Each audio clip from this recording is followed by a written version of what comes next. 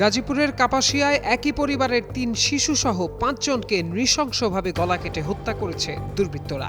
শুক্রবার রাতে কাপাসিয়ার সদর ইউনিয়নের রাউতকোনা গ্রামে এই ঘটনা ঘটে। শনিবার সকালে বিষয়টি জানাজানি হয়। হত্যাকাণ্ডের বিষয়টি গণমাধ্যমকে নিশ্চিত করে গাজীপুর পুলিশ সুপার মোহাম্মদ শরীফউদ্দিন জানান, ৫ জনকে গলা কেটে হত্যা করা হয়েছে। খবর পেয়ে ঘটনাস্থলে কাপাসিয়া থানা পুলিশের কয়েকটি দল কাজ শুরু করেছে।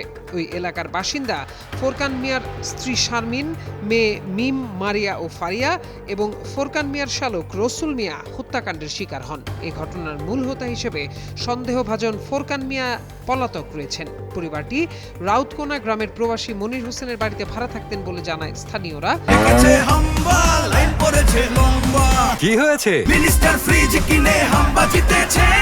মিনিস্টার ফ্রিজ কিনুন, হাম্বা জিতুন। আরো আছে আকর্ষণীয় উপহার।